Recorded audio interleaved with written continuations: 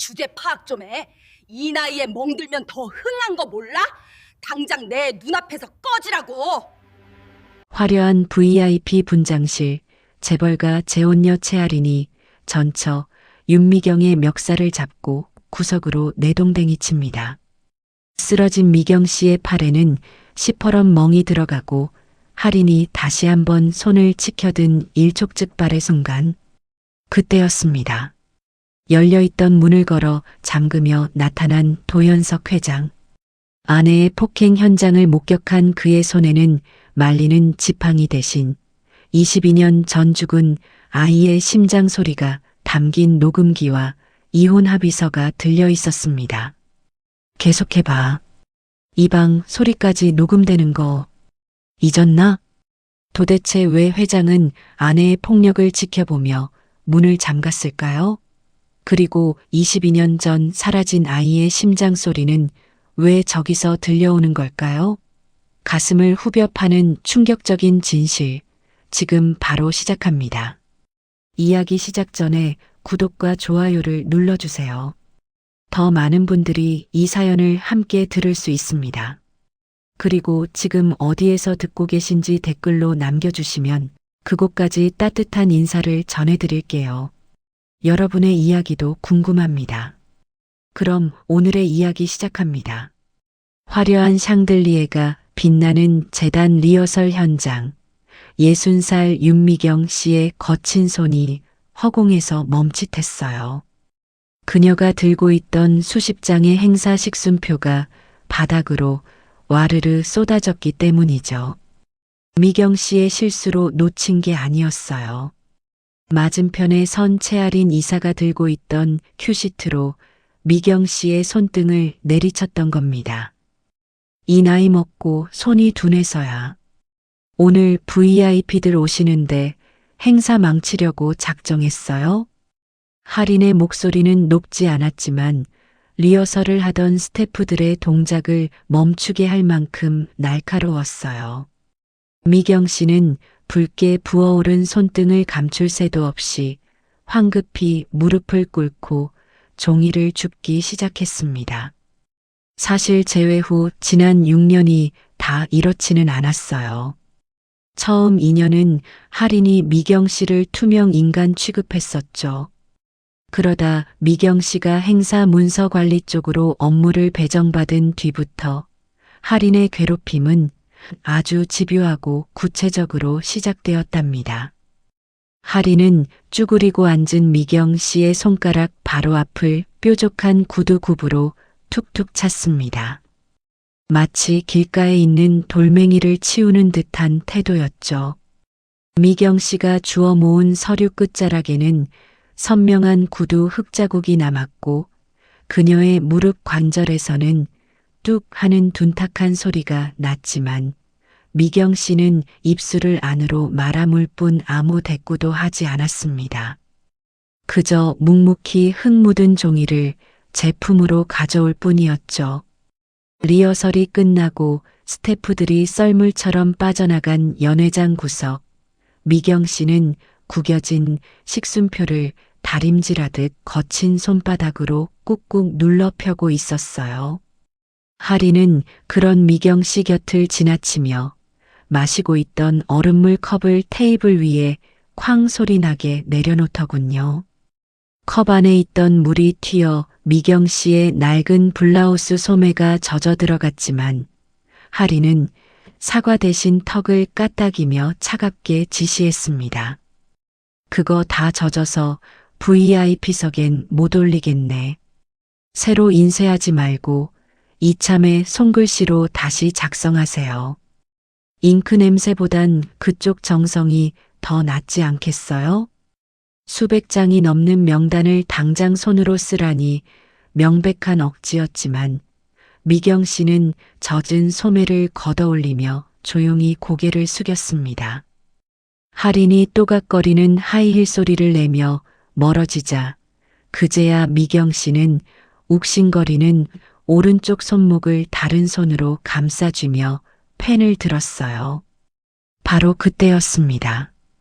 반쯤 열린 연회장 뒷문 틈 사이로 이 모든 광경을 지켜보던 그림자가 하나 있었죠.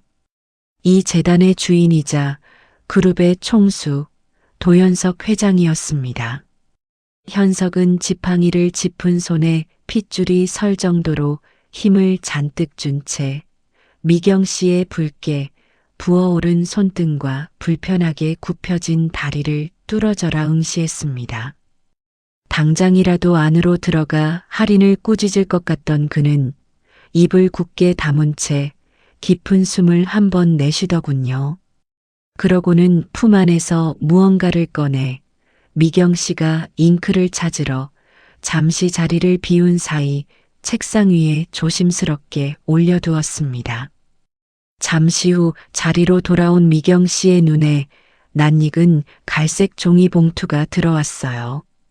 봉투 안에는 파스 2장과 진통제, 그리고 아직 온기가 채 식지 않은 따뜻한 유자차 한 병이 들어 있었죠. 미경 씨는 그 물건들이 누구의 흔적임인지 단번에 알아차린 듯 했습니다. 그녀가 황급히 고개를 돌려 복도 끝을 바라보았을 때 익숙한 중절모를 쓴 노신사가 문 앞에서 잠시 멈칫하더니 이내 뒤도 돌아보지 않고 무거운 걸음을 옮기는 뒷모습이 보였습니다. 현석은 그렇게 말 한마디 없이 6년째 미경 씨의 곁을 맴돌고 있었습니다. 모두가 퇴근한 재단 사무실에는 오직 펜촉이 종이를 긁는 사각거리는 소리만이 맴돌았어요.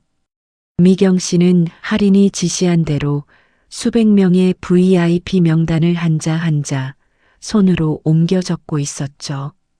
시간이 지날수록 무리한 손목이 시큰거렸지만 미경 씨는 책상 한편에 놓인 유자차 병을 보며 가만히 숨을 골랐답니다. 현석이 두고 간 그 차였죠. 미경 씨는 펜을 잠시 내려놓고 따뜻한 병을 두 손으로 감싸 쥐었습니다. 온기가 손바닥을 타고 전해지자 그녀는 굳어있던 어깨를 조금 펴더군요. 사실 미경 씨는 알고 있었어요. 재단 복도에서 마주칠 때마다 매번 다른 층으로 황급히 사라지던 그 뒷모습이 탕비실에 몰래 진통제를 두고 가던 그 투박한 손길이 누구의 것인지 말이죠. 하지만 그녀는 아는 체 하는 대신 허공을 향해 들릴 듯 말 듯한 목소리로 짧게 속삭였을 뿐입니다. 잘 마실게요. 이번에도. 그 시각 현석은 집으로 돌아가지 않고 사무실 문 밖 복도 어둠 속에 서 있었습니다. 열린 문틈 사이로 새어나오는 불빛이 그의 구두 코끝에 닿아 있었죠. 현석의 시선은 미경 씨가 글씨를 쓸 때마다 셔츠 소매 아래로 드러나는 오른쪽 손등에 고정되어 있었습니다. 그곳에는 오래된 화상 흉터가 붉게 남아 있었거든요. 현석은 그 흉터를 보자마자 지팡이를 짚은 손을 바들바들 떨었습니다. 그것은 22년 전 미경이 어린 할인을 위해 이유식을 끓이다 냄비를 엎어 생긴 상처였으니까요. 당시 내 몸보다 아이밥이 먼저라며 빨갛게 익은 손으로 웃던 젊은 미경의 모습이 현석의 뇌리를 스쳤습니다. 미경 씨는 글씨가 잘 써지지 않는지 펜 끝으로 관자놀이를 톡톡 두드리는 버릇을 보였어요. 그 사소한 습관마저 예전과 똑같았죠. 현석은 무의식적으로 문손잡이를 잡고 안으로 들어서려다 이내 멈칫하며 굳게 닫힌 입술을 깨물었습니다. 지금 다가가면 그녀가 또다시 도망칠지도 모른다는 두려움이 그의 발목을 잡은 겁니다.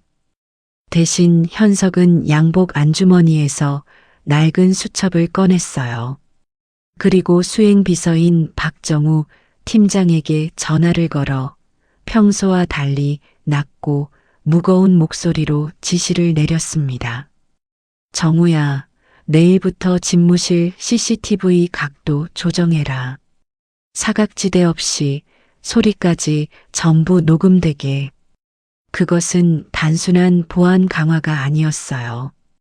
침묵하던 회장이 드디어 움직이기 시작했다는 아주 조용하지만 분명한 신호탄이었습니다. 그날 밤 도연석 회장의 서재 문이 소리 없이 열렸습니다. 주인이 없는 방 안에는 두꺼운 암막 커튼이 쳐져 있어 대낮에도 어둠이 내려앉아 있었죠. 그 정막을 깨고 들어온 사람은 다름 아닌 채아린 이사였습니다. 그녀는 평소 현석이 절대 들어오지 못하게 잠가두었던 서재의 문을 보조키로 열고 들어온 참이었어요. 할인의 시선이 방 안을 빠르게 훑더니 이내 책상 맨 아래쪽 서랍에 고정되었습니다. 현석이 잠들기 전마다 무언가를 꺼내보던 바로 그 서랍이었죠. 할인은 매끄러운 가죽 장갑을 낀 손으로 서랍 손잡이를 거칠게 당겼습니다. 잠겨있지 않았던 서랍이 덜컹거리는 소리를 내며 열리자 그 안에는 낡고 색이 바랜 물건들이 어지럽게 놓여 있었습니다. 할인은 미간을 찌푸리며 물건들을 하나씩 끄집어냈어요.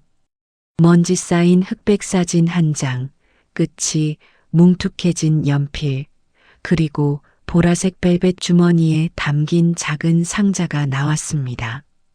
할인이 벨벳 주머니를 열어 상자를 뒤집자 손바닥 위로 툭 하고 떨어진 것은 은으로 된 부엉이 브로치였습니다. 보석이 박힌 화려한 물건은 아니었지만 손때가 묻어 반질반질해진 그 브로치의 뒷면에는 날카로운 것으로 긁어 새긴 듯한 글씨가 선명하게 남아 있었습니다. 사랑하는 아들 하준에게. 할인의 인매가 비틀렸습니다. 그녀는 브로치를 쥔 주먹을 꽉 쥐었다가 신경질적으로 책상 위에 던져버렸어요. 금속이 유리에 부딪히며 날카로운 파열음을 냈죠. 하지만 할인의 손은 멈추지 않았습니다. 서랍 깊숙한 곳에서 검은색 구형 보이스 레코더 하나가 더 나왔기 때문입니다. 건전지 덮개에 2007.06, 10일이라는 날짜가 견출지로 붙어 있는 투박한 기계였습니다. 할인은 망설임 없이 재생 버튼을 눌렀습니다. 지지직거리는 잡음이 잠시 흐르더니 곧이어 규칙적이고 쿵쿵거리는 소리가 방 안에 울려 퍼졌습니다. 그것은 다름 아닌 태아의 심장 박동 소리였습니다. 현석이 22년 전 잃어버린 아들을 그리워하며 매일 밤 듣던 소리였죠. 할인은 그 소리가 역겹다는 듯 레코더의 정지 버튼을 거칠게 눌러 껐습니다. 죽은의 소리를 아직도 끼고 살다니. 노망이 나도 단단히 났어. 할인은 혼잣말을 중얼거리며 레코더와 브로치를 자신의 핸드백 속에 쓸어 담았습니다.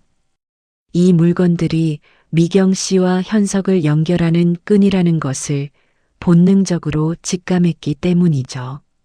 그녀는 서재를 나오며 문을 쾅 닫지 않고 아주 조심스럽게 소리 없이 닫았습니다. 마치 아무 일도 없었던 것처럼 말이죠. 하지만 그녀의 눈빛은 이미 먹잇감을 발견한 맹수처럼 번들거리고 있었습니다. 다음 날 아침 재단 사무실의 공기는 평소보다 훨씬 무겁게 가라앉아 있었습니다.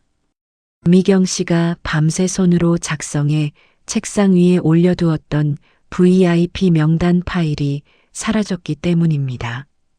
분명히 퇴근하기 전 파일철에 꽂아 할인의 책상 정중앙에 올려두었는데 말이죠. 미경 씨는 텅 빈 할인의 책상을 보며 마른 침을 삼켰습니다. 주변을 두리번거리며 서류를 찾고 있을 때 탕비실에서 할인이 종이 파쇄기를 돌리는 소리가 들려왔습니다. 윙, 윙, 기계가 돌아가는 소음 사이로 미경 씨의 익숙한 필체가 적힌 종이 조각들이 국수 가닥처럼 잘려 쏟아져 나오고 있었어요. 미경 씨가 놀라 탕비실로 뛰어들어가자 하리는 짐짓 놀란 척하며 파쇄기의 작동을 멈췄습니다. 하지만 그녀의 입가에는 비릿한 미소가 걸려 있었죠. 어머, 윤 여사님. 이거 이면지 아니었어요? 글씨가 삐뚤빼뚤해서 연습장인 줄 알았지 뭐예요. 세상에 밤새 쓴 거라면서 보관을 이렇게 허술하게 해요? 하리는 잘려나간 종이 뭉치를 한 줌 쥐어 미경 씨의 앞치마 주머니에 쑤셔 넣었습니다. 종이 가루가 미경 씨의 옷 위로 눈처럼 하얗게 흩날렸습니다. 그것은 단순한 실수가 아니라 명백한 조롱이자 경고였습니다. 내가 아무리 노력해도 결과는 쓰레기통이라는 것을 시각적으로 보여주는 잔인한 행위였죠. 미경 씨는 주먹을 꽉 쥐어 앞치마 자락을 구겼지만 끝내 고개를 숙이고 말았습니다. 죄송합니다. 다시 쓰겠습니다. 미경 씨가 떨리는 목소리로 대답하고 돌아설 때 복도 반대편 끝에 있는 회장실의 블라인드가 살짝 걷혀 있었습니다. 그 틈새로 현석이 이 모든 상황을 지켜보고 있었던 것입니다. 현석은 파쇄기 앞에 서 있는 할인의 표정과 힘없이 돌아선 미경 씨의 구분 등을 놓치지 않았습니다. 현석은 쥐고 있던 만년필을 책상 위에 천천히 내려놓았습니다. 펜촉이 부러질 정도로 강하게 내리찍은 탓에 책상 가죽 매트에는 깊은 자국이 남았죠. 그는 인터폰을 눌러 박정우 팀장을 호출했습니다. 잠시 후 박 팀장이 들어와 현석이 앞에 섰을 때 현석은 창밖을 바라보며 등진 채 서 있었습니다. 방 안에는 시계 초침 소리만 크게 들려올 만큼 긴 침묵이 흘렀습니다. 현석은 감정을 억누르느라 거칠어진 숨을 한번 깊게 몰아쉬고는 평소보다 훨씬 낮고 건조한 목소리로 입을 열었습니다. 정우야. 네, 회장님. 지금까지는 사내 괴롭힘 정도로 기록했지. 그렇습니다. 인사위원회 회부용 증거로 모으고 있었습니다. 현석은 천천히 몸을 돌려 박 팀장을 정면으로 응시했습니다. 그의 눈빛은 더 이상 방관자의 것이 아니었습니다. 차갑게 식어버린 분노가 서려 있었죠. 분류 바꿔라. 다음 폭력부터는 형사사건으로 묶는다. 한 번만 더, 딱 한 번만 더 기록해. 그것은 단순한 지시가 아니었습니다. 이제 더 이상 참지 않겠다는 선전포고이자 할인을 사회적으로 완전히 매장시키겠다는 사형 선고나 다름없었죠. 박 팀장은 회장의 의중을 정확히 파악했다는 듯 짧게 고개를 숙이고는 서류철의 라벨을 인사위에서 형사소송으로 바꿔 적었습니다. 폭풍 전 야처럼 고요한 사무실 미경 씨는 다시 펜을 잡았고 하리는 훔쳐온 보이스 레코더를 만지작거렸으며 현석은 CCTV 모니터 속에 두 여자를 번갈아 바라보고 있었습니다. 22년을 묵혀온 진실이 터지기 직전 카운트다운은 이미 시작되고 있었습니다. 창립기념일 리허설이 한창인 그랜드 볼룸은 폭풍 전야처럼 팽팽한 긴장감이 감돌았습니다. 천장에 매달린 거대한 크리스털 샹들리에가 차가운 빛을 쏟아내고 있었고 윤미경 씨는 행사장 중앙 테이블에서 VIP 자석 명패를 최종 확인하고 있었죠. 그녀는 밤새 다시 쓴 명단을 떨리는 손으로 하나하나 대조하며 오차 없이 자리에 놓아두었습니다. 이마에는 송글송글 땀이 맺혔지만 22년 전 잃어버린 아들을 생각하며 버텨온 세월만큼이나 단단한 눈빛으로 업무에 집중했답니다. 하지만 그 평온함은 채아린 이사가 등장하면서 순식간에 깨져버렸습니다. 하리는 리허설 점검을 핑계로 테이블 사이를 유유히 걸어다니더니 미경 씨가 잠시 꽃장식을 가지러 간 사이를 놓치지 않았습니다. 그녀의 손은 마술사처럼 빨랐어요. 가장 상석에 놓여야 할 회장님의 명패와 말단 임원의 명패 위치를 교묘하게 바꿔치기 한 겁니다. 그리고는 일부러 지나가는 웨이터의 쟁반을 팔꿈치로 툭 쳐서 와인 잔이 테이블 위로 쏟아지게 만들었습니다. 어머, 이게 무슨 일이에요? 할인의 날카로운 비명소리에 행사를 총괄하던 본부장과 직원들이 우르르 몰려왔습니다. 할인은 붉은 와인으로 얼룩진 테이블보와 뒤바뀐 명패를 가리키며 마치 큰일이라도 난 듯 입을 가리고 호들갑을 떨었죠.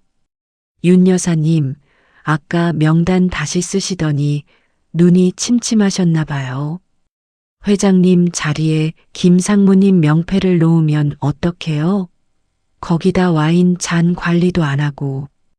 오늘 VIP들 앞에서 회장님 망신시킬 작정이에요? 본부장의 얼굴이 불그락푸르락해졌습니다. 그는 앞뒤 상황을 확인하지도 않고 미경 씨에게 고성을 질렀습니다. 윤미경 씨, 지금 제정신입니까? 이게 어떤 행사인데? 미경 씨는 억울함에 입술이 파르르 떨렸습니다. 분명히 2번, 3번 확인하고 자리를 비웠는데 명패가 바뀌어 있다니 귀신이 곡할 노릇이었죠. 그녀는 젖은 행주를 꽉 쥐며 본부장을 향해 고개를 저었습니다. 아니에요, 본부장님. 저는 분명히 확인했습니다. 그리고 와인 잔은 제가 건드린 게 그때였습니다. 할인이 미경 씨의 말을 뚝 자르고 들어왔습니다. 어머, 지금 변명하시는 거예요? 그럼 제가 거짓말이라도 했다는 건가요? 나이 드셔서 실수할 수도 있죠.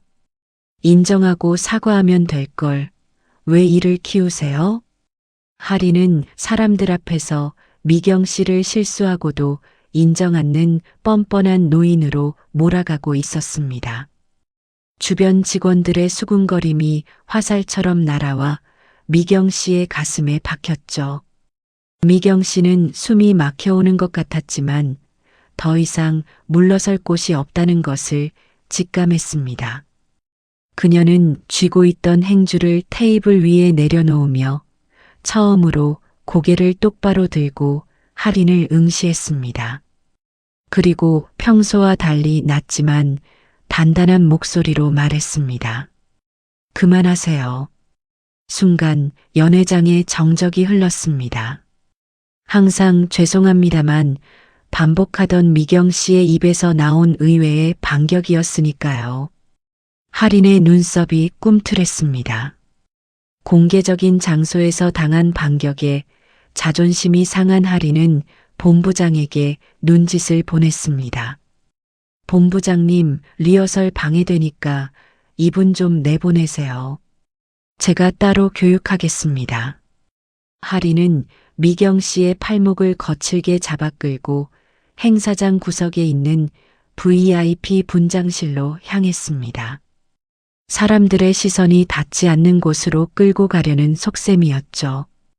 분장실 문이 철컥 소리를 내며 잠기자마자 할인의 태도는 돌변했습니다. 방금 전까지의 우아한 미소는 온데간데 없고 싸늘한 도끼만이 가득했죠. 분장실의 공기는 밖보다 훨씬 차가웠습니다. 할인은 미경 씨를 화장대 구석으로 몰아넣었습니다. 거울 속에 비친 2 사람의 모습은 포식자와 먹잇감 같았습니다. 하리는 미경 씨의 멱살을 잡는 대신 아주 교묘하고 잔인한 방법을 택했습니다. 그녀는 미경 씨의 팔 안쪽, 겉으로는 잘 보이지 않는 연한 살을 손톱 끝으로 꼬집어 비틀었습니다. 윽! 미경 씨가 고통의 신음소리를 흘렸지만 하리는 멈추지 않았습니다. 오히려 더 세게 파고들며 미경 씨의 귓가에 입술을 대고 소름 끼치는 목소리로 속삭였습니다. 고함을 치는 것보다 훨씬 더 위협적이고 잔인한 속삭임이었습니다. 주제 파악 좀 해요. 아까처럼 사람들 앞에서 눈 똑바로 뜨지 마요. 이 나이에 멍들면 더 흉해지는 거 알아요? 늙어서 피부 탄력도 없어서 멍도 잘 안 빠질 텐데. 하린의 손톱이 살을 파고들 때마다 미경 씨의 팔에는 시퍼런 멍이 번져갔습니다. 하지만 미경 씨는 비명을 지르는 대신 입술을 꽉 깨물어 피를 내는 쪽을 택했습니다. 여기서 소리를 지르면 정말로 미친 사람 취급을 받고 쫓겨날 게 뻔했으니까요. 하리는 미경 씨의 눈에 맺힌 눈물을 즐기듯 바라보다가 잡고 있던 팔을 거칠게 내동댕이 쳤습니다. 미경 씨가 중심을 잃고 화장대 의자에 부딪히며 주저앉았습니다. 나가요. 내 눈앞에서 사라져. 하리는 분장실 문을 열고 미경 씨를 밖으로 내쫓았습니다. 복도 바닥에 내쳐진 미경 씨는 쓰라린 팔을 부여잡고 힘겹게 몸을 일으켰습니다. 닫힌 문 너머에서는 하린이 물티슈를 뽑아 손을 닦으며 흥얼거리는 소리가 들려왔습니다. 미경 씨는 비틀거리는 걸음으로 복도를 걸어 나갔습니다. 억울함과 통증으로 온몸이 떨렸지만 그녀는 몰랐습니다. 지금 그녀가 나온 분장실 천장 구석, 붉은 불빛이 깜빡이는 CCTV 카메라가 이 모든 장면을 조용히 지켜보고 있었다는 사실을 말이죠. 하린이 미경 씨의 팔을 비틀던 각도, 귓가에 대고 협박하던 입모양, 그리고 미경 씨가 고통스러워하던 표정까지. 도연석 회장의 집무실 모니터에는 이 잔혹한 사적 폭력의 현장이 고스란히 전송되고 있었습니다. 화면을 바라보는 현석의 손이 책상 위의 서류를 구겨질 정도로 꽉 움켜쥐고 있었습니다. 이제 한 번이 채워졌습니다.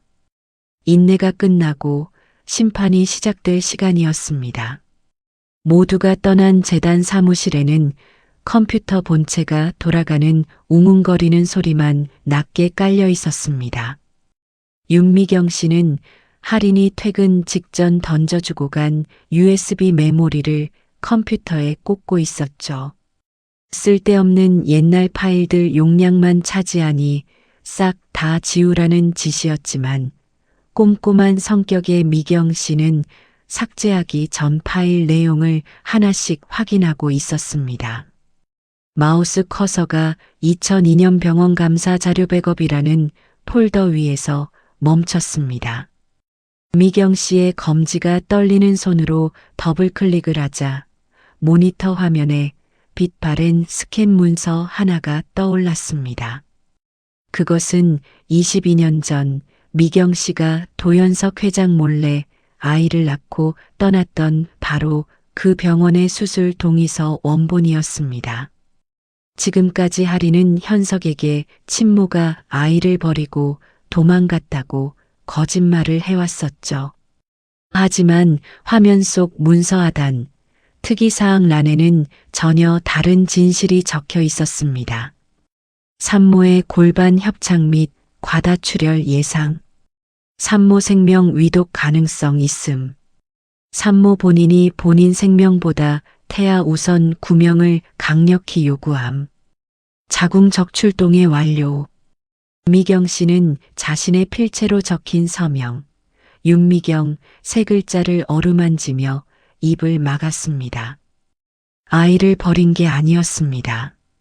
자신의 자궁을 드러내고 목숨을 걸어서라도 아이를 살리고자 했던 처절한 모성애의 기록이 거기 남아 있었던 겁니다. 할인이 그토록 지우고 싶어 했던 진실이 아이러니하게도 할인이 지우라고 던져준 USB 안에 고스란히 들어 있었던 것이죠. 그때 인터폰이 울렸습니다. 최할인 이사였습니다. 윤 여사님, 3층 프라이빗 룸으로 좀 와보세요. 정리할 게 남았네요.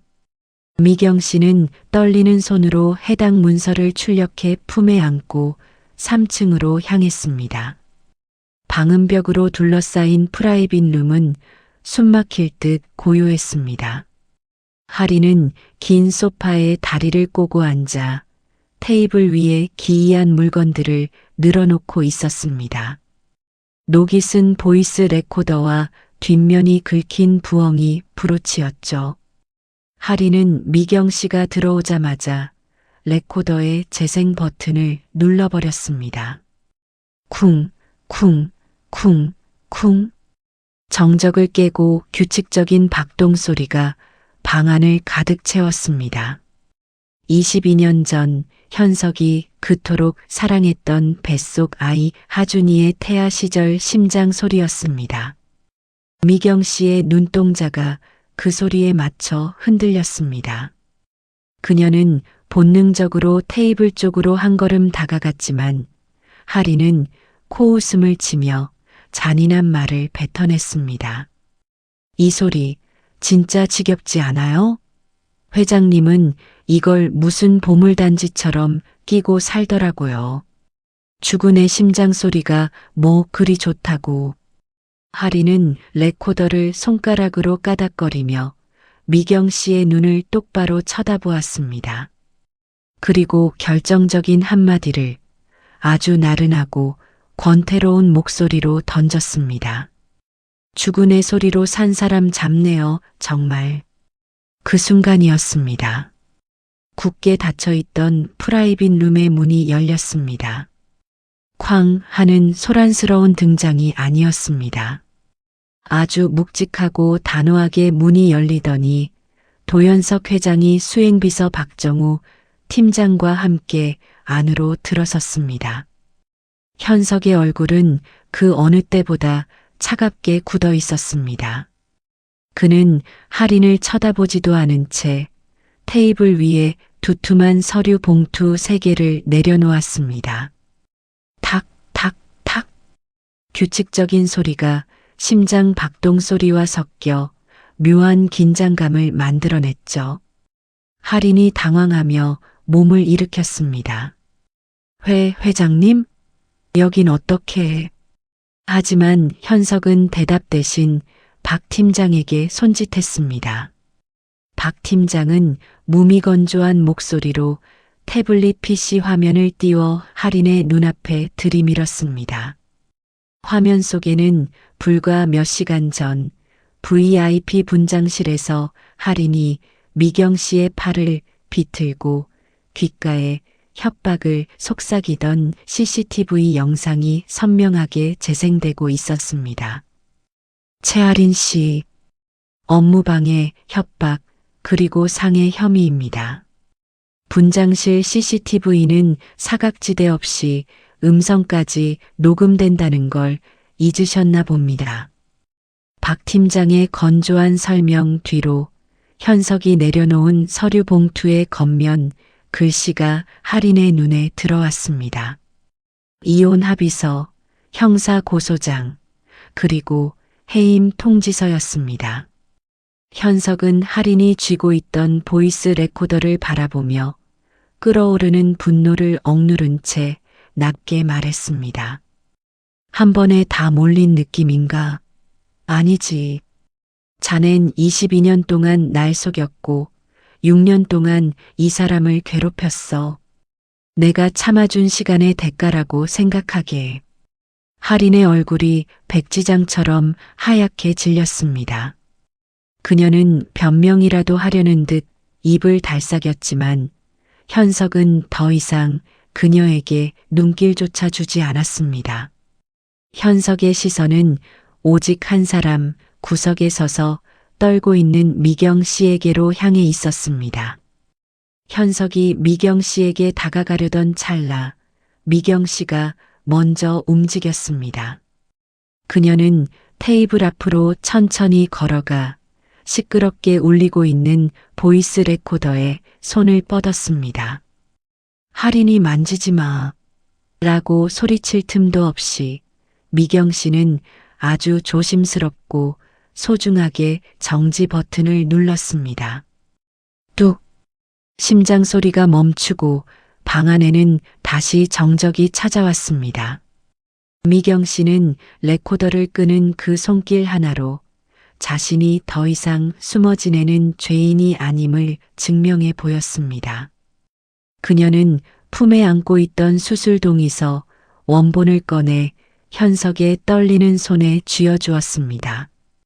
그러고는 22년 만에 처음으로 현석의 눈을 피하지 않고 바라보며 말했습니다. 울음기를 꾹 참아낸 담담하지만 뼈가 있는 한마디였습니다. 그래도 단 한 번도 우리 아이가 미워진 적은 없었습니다. 그 한 문장에 현석의 눈가가 붉게 무너져 내렸습니다. 자신이 오해했던 세월, 미경이 아이를 버린 비정한 어미가 아니라 아이를 살리기 위해 자신을 희생했던 사람이라는 사실이 그 종이 한 장과 그녀의 고백으로 완벽하게 증명된 것입니다. 현석은 동의서를 쥔 손을 부들부들 떨며 미경 씨의 멍든 팔을 조심스럽게 감싸 쥐었습니다. 그것은 회장이 직원을 대하는 태도가 아니었습니다. 잃어버린 아내, 그리고 지켜주지 못한 아이의 어머니에 대한 뒤늦은 참회이자 이제부터는 절대 놓지 않겠다는 핏줄의 선언이었습니다. 하리는 그제야 자신이 건드려선 안 될 영린을 건드렸음을 깨닫고 바닥으로 주저앉았습니다. 하지만 이미 박 팀장은 어디론가 전화를 걸고 있었고 열린 문틈으로는 제복을 입은 경찰들의 모습이 보이기 시작했습니다. 진실은 밝혀졌고 심판은 이제 막 시작된 참이었습니다. 프라이빗 룸의 두꺼운 오크 통나무 문이 활짝 열려 있었고 그 너머로 제복을 입은 경찰관 3명이 들어와 채아린 이사의 양옆을 에워쌌습니다. 방금 전까지 미경 씨를 몰아세우며 기세등등하던 할인의 눈동자가 갈 곳을 잃고 심하게 흔들렸습니다. 그녀는 믿을 수 없다는 듯 뒷걸음질치며 자신의 팔을 잡으려는 경찰관의 손을 거칠게 뿌리쳤습니다. 이거나 내가 누군 줄 알고 몸에 손을 대? 여보, 아니 회장님, 지금 이게 뭐 하는 짓이에요? 저 사람들이 착각한 거라고 말해줘요. 어서. 하리는 마지막 동아줄이라도 잡는 심정으로 도연석 회장을 향해 비명을 질렀습니다.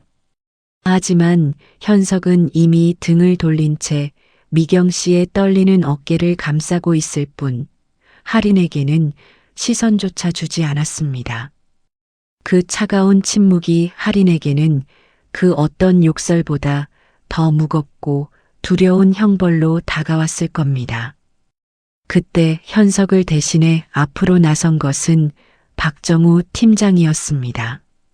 그는 마치 감정이 제거된 로봇처럼 무표정한 얼굴로 서류철 하나를 펼쳐들었습니다.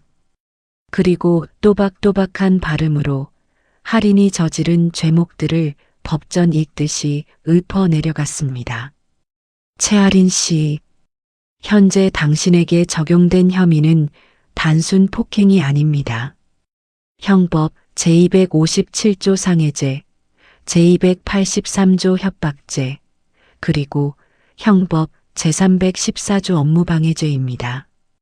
특히 재단 리허설 현장에서 고의로 동선을 꼬고 명패를 조작해 행사를 망치려 한 행위는 명백한 재단 업무 방해로 입증되었습니다.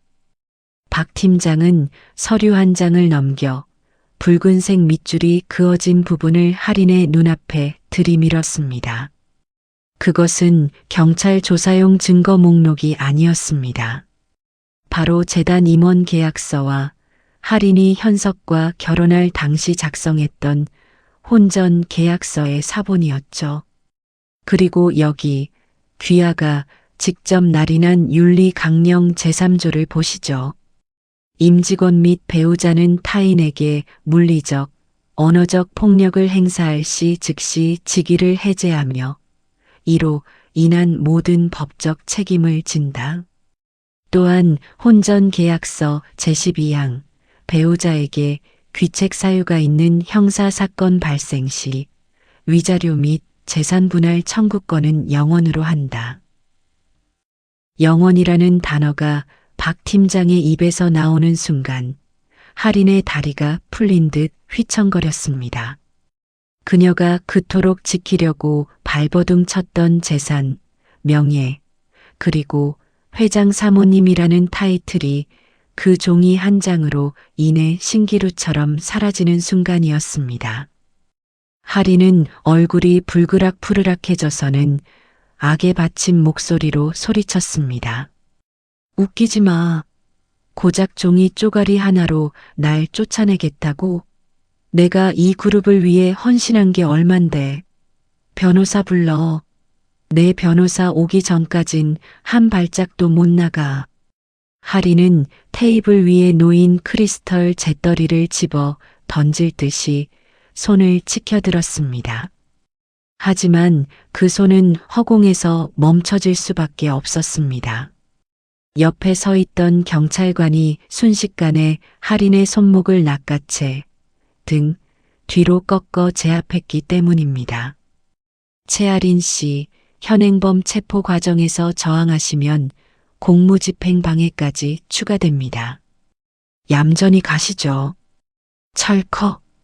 차갑고 둔탁한 금속음이 프라이빗 룸의 정적을 갈랐습니다. 할인의 양손목에 은색 수갑이 채워졌습니다. 그 소리는 그녀의 사회적 생명이 끝났음을 알리는 종소리와도 같았습니다. 항상 화려한 보석 팔찌로 치장했던 그녀의 손목이 이제는 차가운 쇠고랑에 묶여 흉하게 드러났습니다. 할인은 그제야 현실을 자각한 듯 도끼가 빠진 쉰 목소리로 현석의 등 뒤에 대고 애원하기 시작했습니다. 여보, 내가 잘못했어요. 한 번만 용서해줘요. 내가 잠깐 미쳤었나 봐. 응? 하준이. 그래, 하준이 생각해서라도 이러면 안 되잖아요. 내가 걔 제사도 지내고. 하지만 그 이름 하준이라는 단어가 현석의 영린을 다시 한번 건드렸습니다. 현석은 천천히 몸을 돌려 바닥에 주저앉아 끌려가지 않으려 발버둥 치는 할인을 내려다보았습니다. 그의 눈빛은 더 이상 분노조차 남지 않은 싸늘한 경멸 그 자체였습니다. 현석은 지팡이로 바닥을 쿵 하고 한번 내리찍으며 나직하게 말했습니다. 자넨 하준이 이름을 입에 올릴 자격이 없어. 죽은 아이를 이용해 산 사람을 죽이려 한 데가 감옥에서 평생 뼈저리게 치르게 될 거야. 데려가세요. 현석의 손짓에 경찰관들이 할인을 양쪽에서 부축하듯 일으켜 세웠습니다. 할인은 안 돼. 이거 나. 내가 누군지 알아? 라고 고래고래 소리를 질렀지만 그녀의 목소리는 복도 밖으로 질질 끌려나가며 점점 멀어졌습니다. 재단 직원들이 웅성거리며 복도로 나와 그 광경을 지켜보았고 할인이 끌려나가는 모습은 수십 개의 눈동자에 똑똑히 박제되었습니다. 그녀가 그토록 중시하던 체면이 산산조각이 나는 순간이었습니다. 할인이 사라진 프라이빗 룸에는 다시 고요가 찾아왔습니다. 하지만 이전의 무거운 침묵과는 달랐습니다. 마치 거대한 폭풍우가 지나간 뒤 구름 사이로 햇살이 비치기 시작하는 듯한 안도감이 방 안을 채우기 시작했습니다. 박 팀장은 테이블 위에 어지럽게 널려 있던 이혼 서류와 고소장을 깔끔하게 정리해 파일철에 넣었습니다. 그리고 현석과 미경 씨에게 짧게 목례를 하고는 조용히 문을 닫고 나가주었습니다. 두 사람만의 시간을 만들어주기 위한 마지막 배려였죠.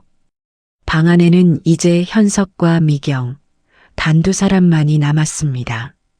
현석은 바닥에 떨어진 미경 씨의 낡은 가방을 주워 먼지를 털어주었습니다. 흙 묻은 가방이 그의 최고급 양복에 닿았지만 그는 전혀 개의치 않았습니다. 현석은 미경 씨의 멍든 팔을 바라보며 22년 전에는 하지 못했던, 아니 할 수 없었던 그 행동을 비로소 실천했습니다. 그는 자신의 양복 재킷을 벗어 떨고 있는 미경 씨의 어깨 위에 가만히 덮어주었습니다. 옷에서 배어나오는 현석의 체온과 은은한 향기가 미경 씨를 감싸 안았습니다. 그것은 단순한 호의가 아니라 이제부터 당신을 세상의 모든 추위와 폭력으로부터 지켜내겠다는 무언의 맹세였습니다.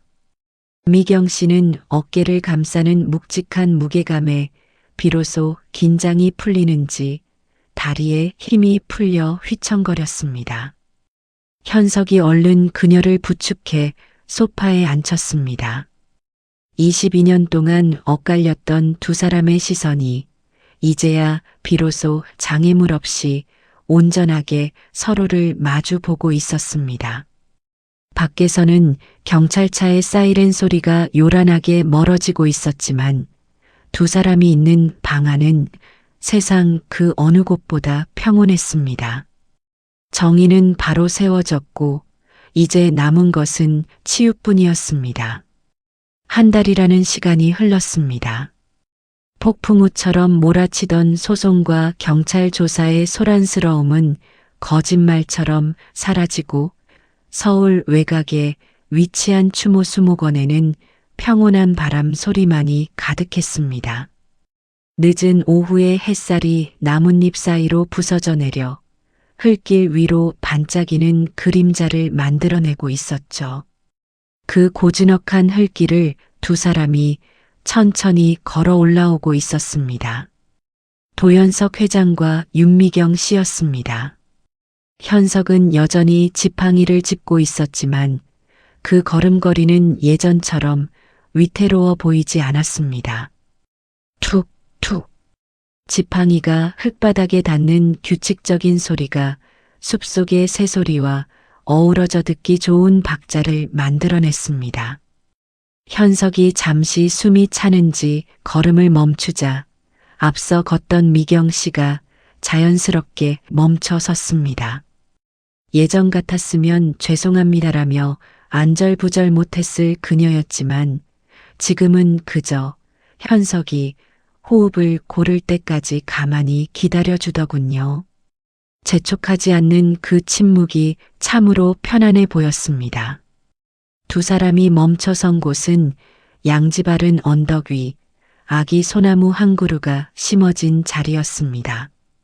나무 앞에는 작은 나무 팻말이 하나 꽂혀 있었는데 거기에는 사랑하는 아들, 도아준이라는 글귀가 정갈하게 새겨져 있었습니다. 22년 만에야 비로소 엄마와 아빠가 함께 아이를 찾아온 것입니다. 미경 씨는 무릎을 굽히고 앉아 낡은 가방 안에서 보라색 벨벳 주머니를 꺼냈습니다. 주머니 끈을 풀자 은빛 부엉이 브로치가 햇살을 받아 영롱하게 빛났습니다. 할인의 서랍 속에 처박혀 빛을 잃어가던 그 물건이 이제야 제자리를 찾은 것입니다. 미경 씨는 떨리는 손끝으로 브로치를 소나무의 가장 튼튼한 가지에 조심스럽게 걸어주었습니다. 바람이 불자 가지가 살랑거리고 매달린 부엉이 브로치가 딸랑 하고 작은 소리를 냈습니다.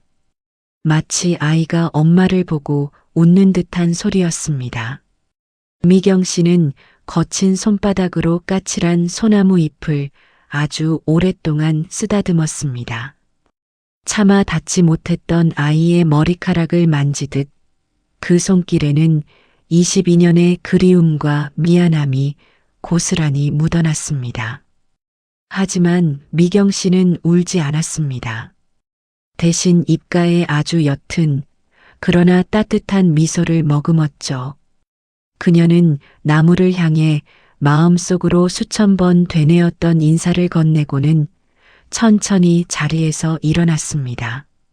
무릎에 묻은 흙을 털어내는 그녀의 손길이 한결 가벼워 보였습니다. 현석은 그 모든 과정을 뒤에서 묵묵히 지켜보고 있었습니다.